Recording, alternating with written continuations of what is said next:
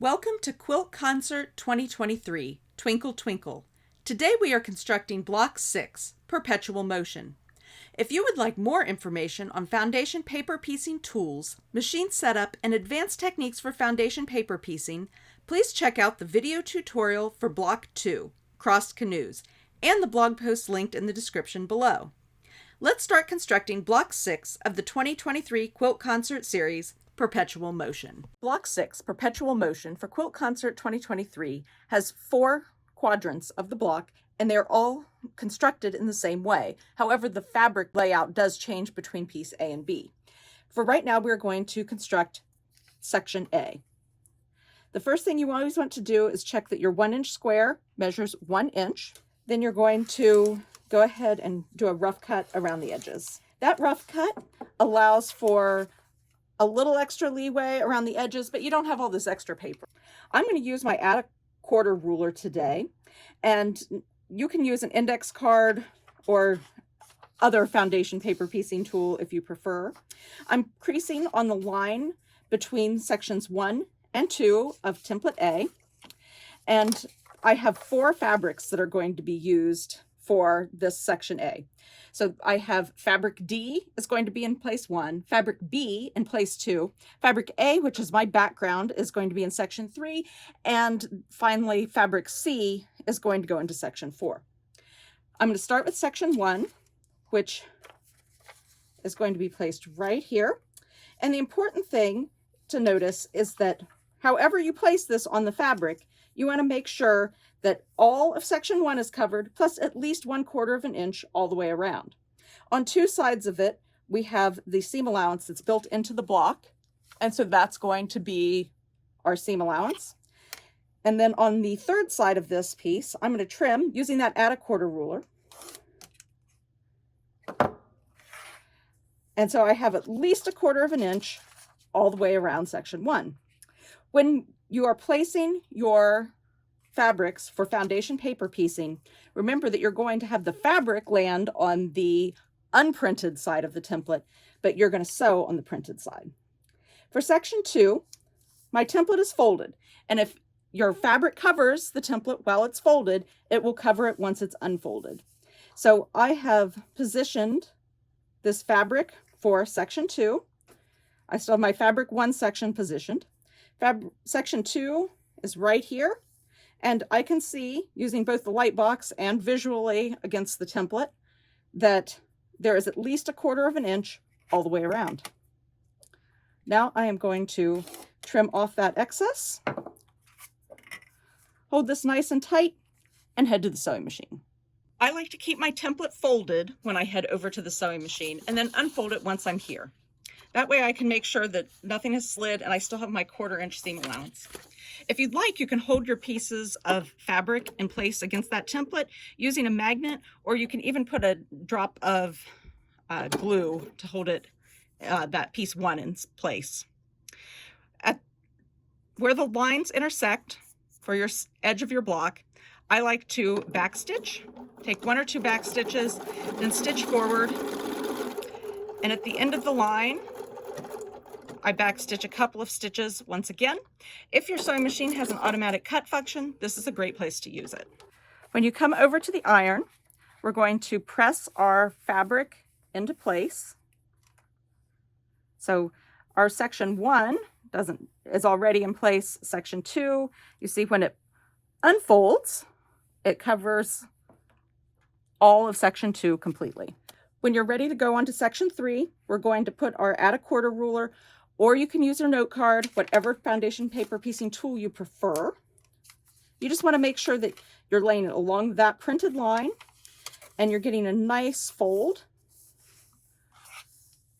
And then you can trim away your excess fabric. And we're ready to position part 3. So I can tell by the hatching marks that my piece 3 is the background. And I'm going to position this here. And I want to make sure that all of section 3, plus at least 1/4 of an inch beyond that, is covered with the fabric while it's folded. If the fabric covers while it's folded, it will cover once it's unfolded. Then I can trim away the excess and go over to the sewing machine. At at the sewing machine, I'm going to unfold the paper template. None of your fabric wants to move. After you've positioned it on the Lightbox, make sure that it stays where you put it. At the intersection of the initial lines, I'm going to take a few back stitches and then stitch the line. And I back stitch again. Over at the iron, I'm going to open this up and give it another press.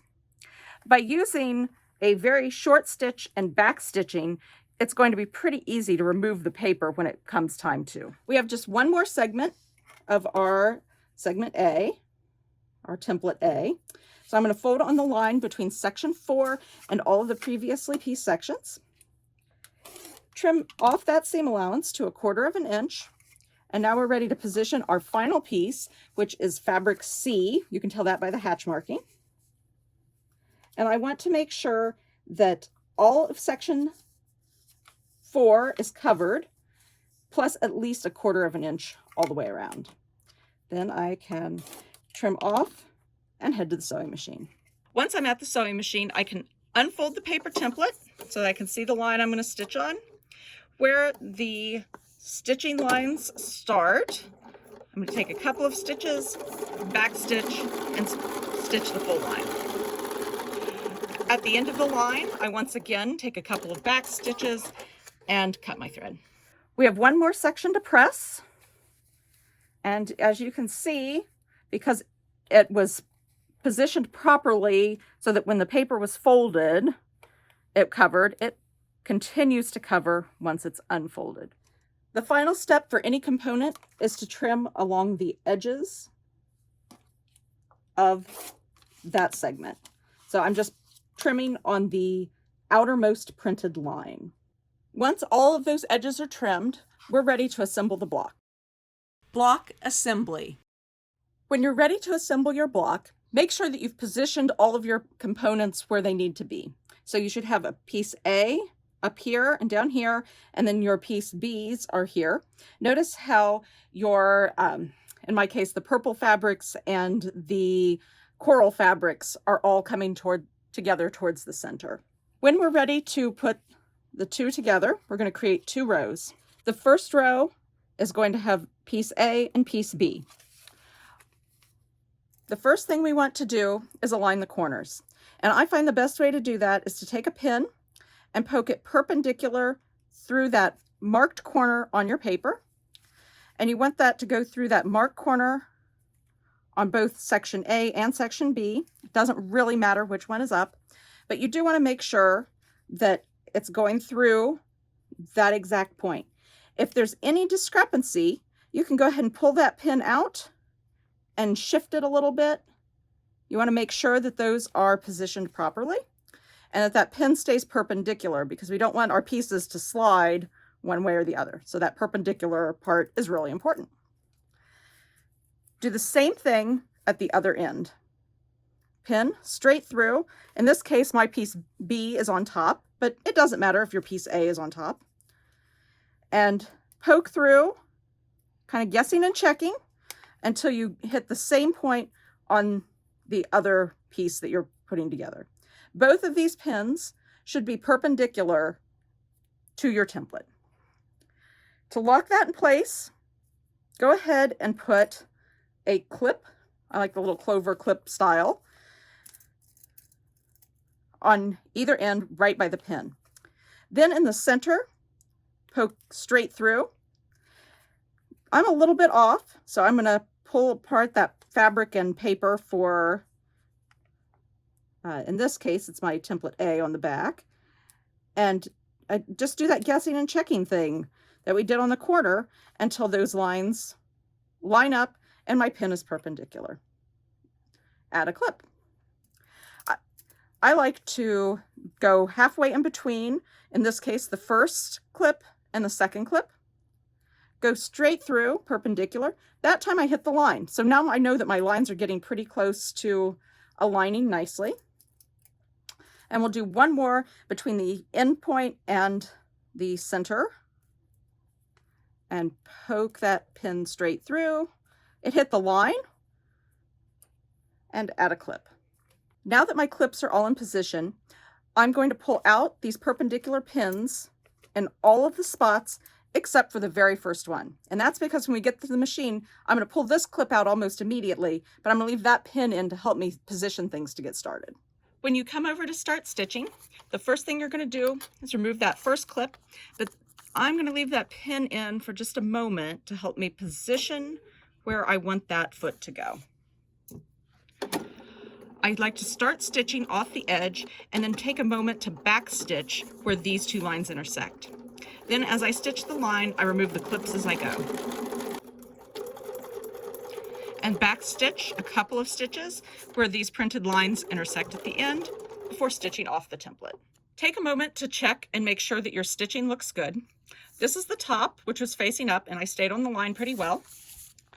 Then I check the back, and it also looks like my stitching stayed pretty well on the line. Then when I open up the two components, I check to see if there are any points that need to match up. And on this block, I wanted to get these as close as possible. And again, those look pretty good. So I am ready to press. Before I press my block sections that have been stitched together, I like to remove the paper that is just in the seam allowance section. And to assist with that, I'm using this water pin. You fill the water pin at home so it never runs out, and it makes it a lot easier to remove the paper, especially if you're like me and use regular notebook paper for your foundation paper piecing. See how easily that just comes right off? For foundation paper piecing, I frequently will press my seams open or to one side. Today, when I'm opening this, it looks like my seam allowances are wanting to go towards piece B, so I'm just going to do that for both of my rows. This particular block design doesn't have a whole lot of bulk, so that's going to make it really nice because I was able to press my seam allowances to the side. They're going to nest right there in the center. And so when I go ahead to put my pins in, I'm going to do 3 points. The end points, so those two, and then one in the center.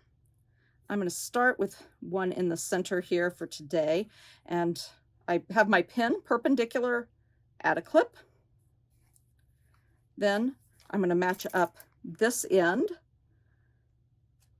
And so I stick my pin through straight. We want to keep that nice and perpendicular, and we're going to go through both layers, making sure that that pin point hits the printed corner on each piece. Add a clip. Pin goes straight through that corner. That goes straight through, which we hit. Add a clip. Now you want to go halfway in between your pinned sections, and you want to make sure you're hitting the line on both sides. Again, we're at that halfway point between an end and the center. Put the pin through perpendicular, make sure it's hitting both lines, and add another clip. For this center point, we have a little more flexibility because of we've removed the foundation paper and those seams. So I'm going to keep that perpendicular pin in, but instead of a clip, I'm going to tilt another pin in. And to do that, I'm keeping it pretty close to parallel with the surface of the foundation paper because I don't want any shifting going on. I want to make sure that that goes into the seam allowance and back up through that seam line on both the front and the back. Then I can remove that perpendicular pin. Once again, I'm going to remove all of the perpendicular pins except for the very first one because I'm going to take off that clip as soon as I get to the sewing machine. Over at the sewing machine, the first thing I'm doing is pulling out that clip. And I'm using the hands-free function to raise and lower my presser foot so that I can get a nice, accurate placement. I pulled out that one upright pin, and I start stitching at the edge of the block, back stitch where those lines intersect, and then stitch forward on the line, removing the clips as I go. Also remember to remove that center pin before you run over it. I like to leave it in place as long as I can.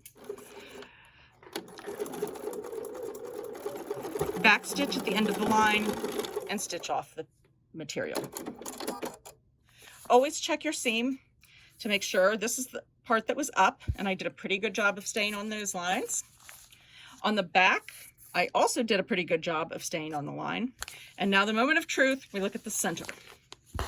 There we go. Our center looks like it's matching up beautifully. So that's the key point on this one. You may also want to check your ends, and that one looks pretty good. And so does that one. Use that water pin if you have it. Run the water pin down along that seam. And I like to give it a little extra love right there where there's some fabric, because that's the point that you might get your paper caught up in that seam allowance. And you really don't want any extra bulk in that corner. So you want to get rid of the paper for sure. The reason I don't tend to stitch all the way out into my seam allowances is because I like to be able to pull this paper out in one long strip if possible. I just think it's easier. Let's open this up. And at the iron, you're going to notice that this time we're going to be able to spin our seam allowances. Because I pressed my seam allowances towards part B of both rows, that means I can take my finger and draw a circle. And that is going to be the direction that my seam allowances want to pop open and lay flat. Give it a nice press. And this way, you're not creating any extra bulk right there in the center of your seam. I have another video available that's all about spinning those seam allowances if you want something with more detail. We're going to flip it over and admire our new block. Thank you for joining us in making Block 6 Perpetual Motion of the 2023 Quilt Concert Series. Please continue to follow for more fun blocks throughout the summer.